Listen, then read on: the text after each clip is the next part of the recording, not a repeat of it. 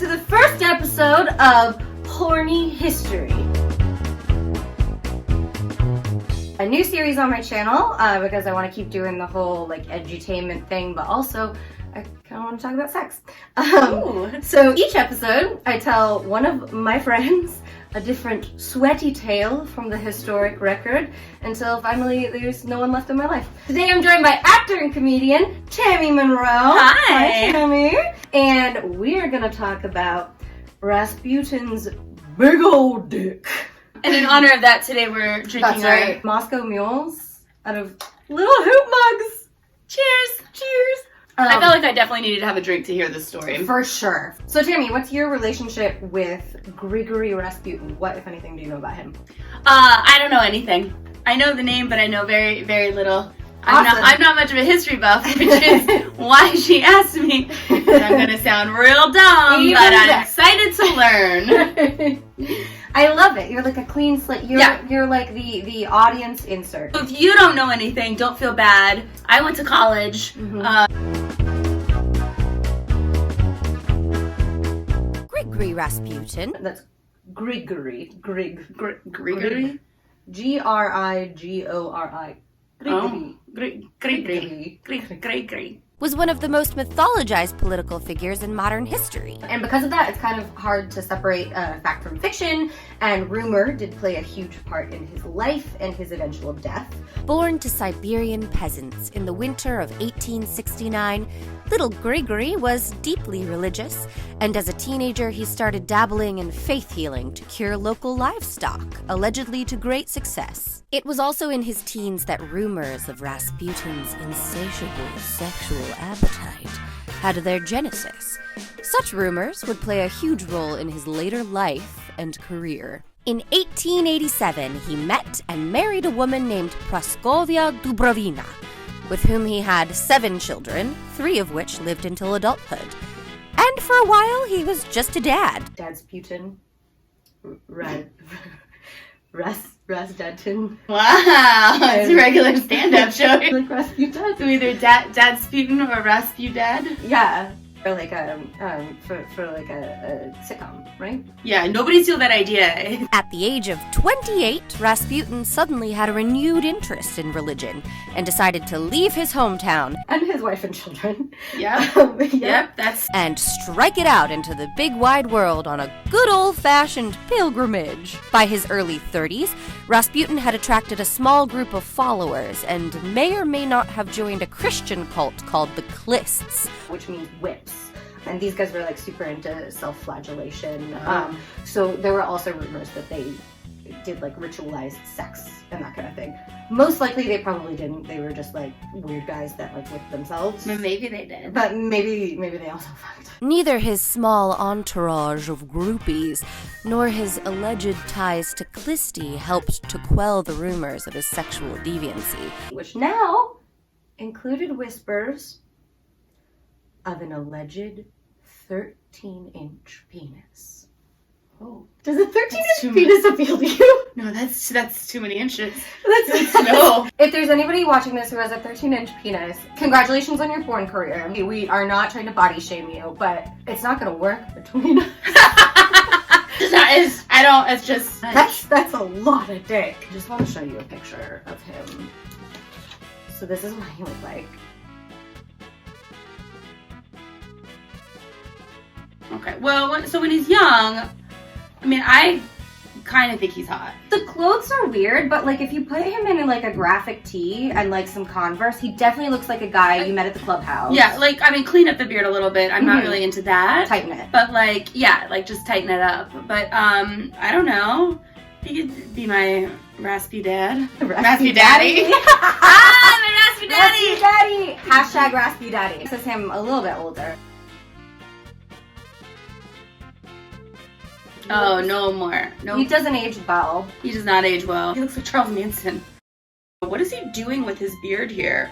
He's like fondling it in a really creepy way. It's not like he's doing the whole like, but he's like, yeah. He's like diddling the little bottom part of it. I bet a lot of women found that really sexy. I'm very uncomfortable with that. If I saw that guy at a bar like fondling the end of his beard like that, I would I mean, I'd let him buy me one drink, but one drink only. Only one! And then I'd be like, you sir are done here. No, Rasputin would have just remained a footnote in history. Weird, greasy, mystic monk guy who maybe had a big dick and maybe had sex with his female followers, had it not been for the Romanov family. Aside from getting super murdered by the Bolsheviks and having a daughter named Anastasia who maybe survived, maybe not survived. Spoiler alert. She not survived. The second most well-known thing about the last royal family of Russia is that their only son and heir to the Russian throne, Alexei, suffered from hemophilia, a blood disorder that affects the sufferer's ability to clot. In addition to being a comedian, Tammy is also a nurse. I am! That's true. Have you ever treated That all anybody checks with out. hemophilia? Oh, yeah, lots of times. Really? Yeah, it's a real big thing, like, especially if they're going for surgery or something, because, with Yeah. hemophilia, they still need surgeries like everybody else. So, like, just a routine surgery can become super, super dangerous. You could be getting your wisdom teeth out, and, I mean, you could, if precautions aren't taken, you bleed out from your wisdom teeth. I mean, it's a really scary, So the Tsar and Tsarina of Russia were acquainted with the quirky new monk in town in late 1905. And in the summer of 1906, they reached out to Rasputin for help because doctors in 1906 weren't shit. And when your son just keeps bleeding out, you figure, what harm could a little faith healer do? And it turns out the answer to that question is less harm than the doctors, because in addition to the miracles that Rasputin, the faith healer, was alleged to have performed on Alexei, Rasputin also required that the boy's doctors stop treating him with aspirin, a blood thinner. Oh, yeah. So the Tsar and Tsarina, understandably, became very attached to the strange monk who made their son not die. And Rasputin almost immediately became a kind of political scapegoat for propagandists throughout Russia. If you will remember from your high school history class, I remember. Pre-First World War Europe was a metaphorical powder keg with rising political tensions, not just between nations, but between ethnic groups, and most importantly, between socioeconomic classes. Okay. Totally unlike now. And nothing. Nothing like there are no modern parallels. Tsar Nicholas II inherited the throne of a restless Russia from his father, Emperor Alexander III. Alexander had been an autocrat who, according to an History.com article titled, "Why Tsar Nicholas II and the Romanovs Were Murdered," quote, forbade anyone within the Russian Empire to speak non-Russian languages, even those in places like Poland, cracked down on the freedom of the press, and weakened his people's political institutions. Also, not like anything we might see today in It just Russia sounds or anywhere else. So foreign, and hard to even grasp what that could possibly be like. I know. So he was a bad guy.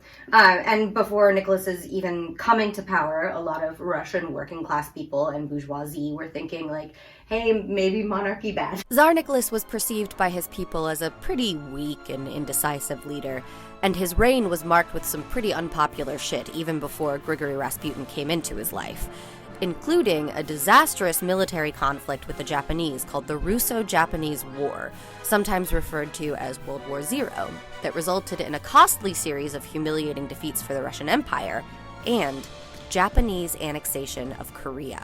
In the midst of that nightmare, the Bloody Sunday Massacre happened on January 22, 1905, in which Imperial forces opened fire on working-class and socialist demonstrators outside the Tsar's Winter Palace, killing and wounding hundreds.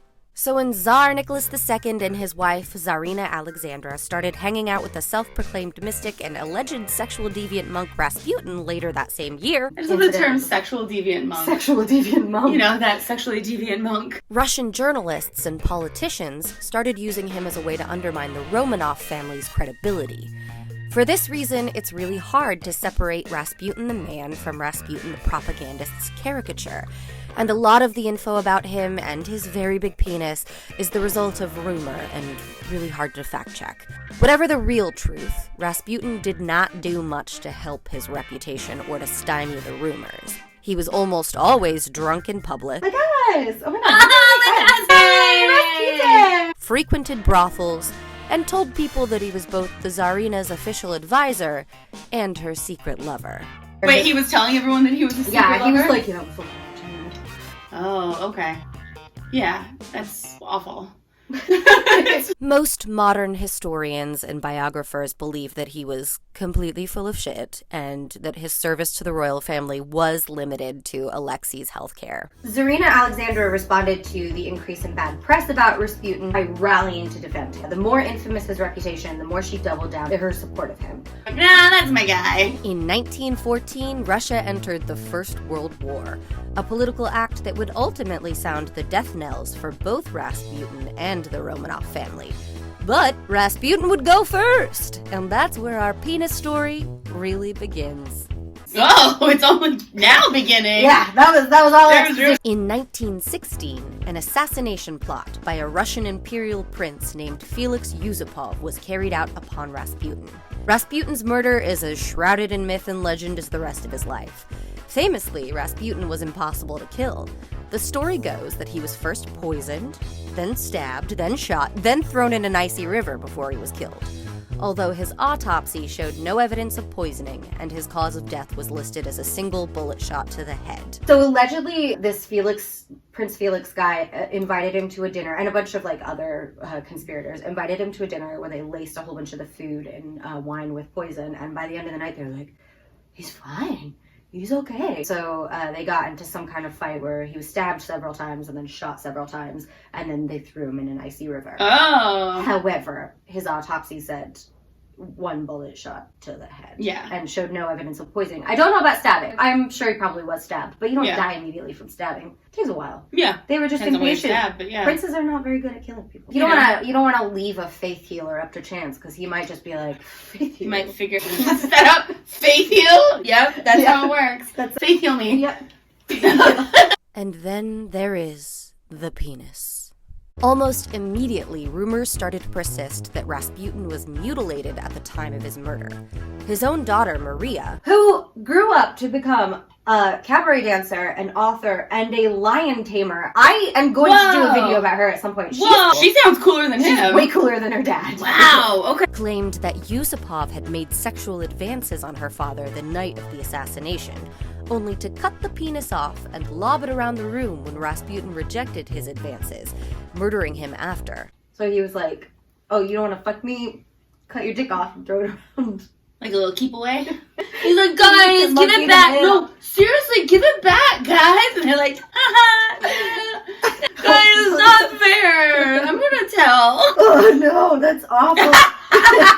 Because you can just really see it, right? Like, another version of the story has a maid in Yusupov's residence finding the disembodied penis the day after the assassination and squirreling it away for safekeeping. might need that later. I mean, you never know. Still another version claims that one of Rasputin's former lovers stole his penis after his autopsy. Somebody was like, best go get his dick before Let's they go get that. I feel like this is something that this story was definitely concocted by a man, because also they think that if they died, that a woman would want their dead shriveled dick. Like, I don't know how to break this to you guys, but we barely want your dick when you're alive.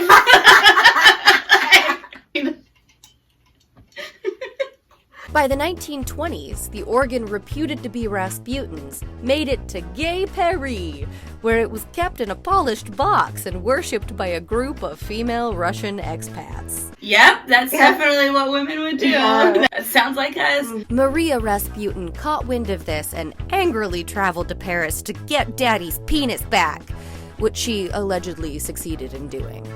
In 1994, an American man named Michael Augustine claimed to have acquired it, along with a manuscript by María Rasputin, at a storage locker sale in California. At a storage locker!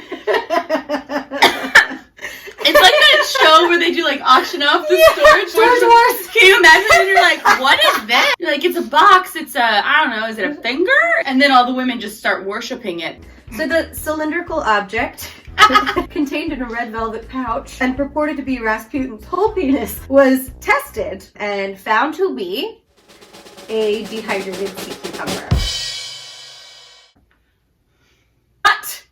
But that's not where the story ends. I hope not, because that's a real letdown. Igor Knyazkin of the Museum of Russian Erotica in St. Petersburg claims to have acquired the real deal.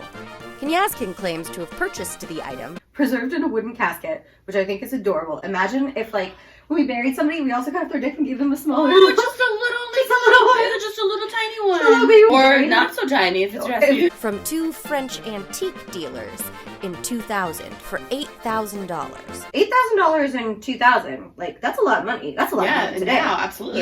You better hope that's the real deal. He then filled it with fluid, restoring it to its full 30-centimeter glory, and preserved it in a jar of formaldehyde. Knyazkin claims he is 99% certain the penis is authentic. However, he will not have it tested, and most experts believe that it is actually the penis of a cow or horse. I'll show you a picture. Oh no! There's a picture of not know what I was going to be getting into. What the... No! What? Stop. Is that his balls in there too? What's happening? I've got another picture. If you want to no. take another I don't look know. at it from another angle. I don't know. No! It's shaped so weird. Why is it Also, shaped I that don't way? understand at the top. That has to be balls. Where was it cut That's off? some balls. There's That's the shaft. There's- It looks like they have pubes, and I don't think horses and cows have pubes. But it's hard to think that, I mean, I guess that could have been preserved with the pubes too, but you know what it looks like? It looks like it's a finger, the way that there's creases in it. But I don't appreciate how weirdly thick it is at the top. I've never dried out a penis and then filled it with fluid again. I don't know if really it's should. like You really should. it's like misshapen because of the process of like trying to reinvigorate it. If you go to the Museum of Russian Erotica in St. Petersburg to see for yourself, you'll have to play a little escape room-esque game to actually see the member. What? You can just go see it? So yeah, you can go see it in the Museum of Russian Erotica, and according to an article by Atlas Obscura titled, Rasputin was poisoned, shot, beaten, and drowned, but did his penis survive? Visitors to the Rasputin Room of the museum are greeted by a life-sized figure of a darkly bearded man. Behind him, there is a 5-foot-tall glass case with a round red curtain obscuring something inside. Around the perimeter of the room are a number of props and plaques. The room is broken up into stations, with each stop being a clue to figuring out what really happened to the poor man. One station looks a lot like Rasputin's bedroom, with a bed, a curtain, and a side table. And when you walk past it, an old-style telephone rings. When you pick it up, the voice, who is supposedly Rasputin himself, mumbles out a clue to his untimely demise. Another is a table full of tinctures and concoctions, and presumably the idea is to choose the one potion that most likely poisoned him. By the time you've made it around the entire room, you're asked to push one of 3 possible buttons on the wall, and only one of them reveals the subject of this article. So you can't just see it, you have to You have to earn it! You have to earn it! And if you push the right button, a tiny little red theatrical curtain parts. And to quote the Atlas Obscura article, when you finally figure it out, the payoff, shall we say, is huge. So do we think that's his real penis? You know, I guess what I feel about it is that I don't really care. This is actually very common too, like taking people's penises, and some of them are confirmed. Like Napoleon's penis is confirmed somewhere, and the guy in the Russian Museum of Erotica who won't let Rasputin's penis be tested. Yeah, what could be his reason for not wanting to have it tested? Because the Napoleon one is not preserved in liquid; it's just like shriveled down, and it's only like 1.5 inches long. I mean, it was probably bigger in life, of course. Yeah, but he's like constantly like jumping on it is. and being like, Napoleon's penis is a mere 1.5 inches. Ours is 30 centimeters. And it's like, okay, dude. Why would he care? So I mean, he's bragging about owning another man's big penis. I think it's an animal's penis. I think it's like a horse or a cow. But it looks like, I mean, not to analyze it too much because it's weirded me out, but it definitely looks circumcised. Like, are animals, It could belong to somebody else. Also, what I was going to say is that if you're rehydrating something, so it's like a stretchy thing. Yeah. You can just like overhydrate it. Like that's kind of like a true. balloon. So you could kind of pick how big you're going to make it when you're doing that. Maybe that's why because it's so misshapen. I don't believe he had a 13-inch penis. He looks like he was quite a tall man. I believe he's probably probably big. well endowed. How many people have had a 13-inch penis? I'm really stuck on the 13-inch penis. Yeah, it's definitely... Why is that, Amanda? Why do you think that's... Because it's just too big. If you have a 13-inch penis, sound off in the comments. Thank you so much for joining me today, Tammy. Thanks for having me, and I look forward to much more to be learned from you.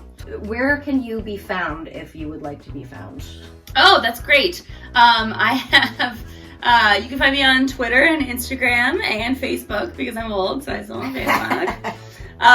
Let's see, I'm Tammy, Tammy, M-U-N-R-O. My Twitter is Tammy_Munro. And you can, find me there. You can find me in all the places that are down in the description. I've got a Patreon now, so if I ever get any patrons, I'll start doing some Patreon-only material. Let us know if you like horny history, and I'll see you next time. Bye! Bye! Yay!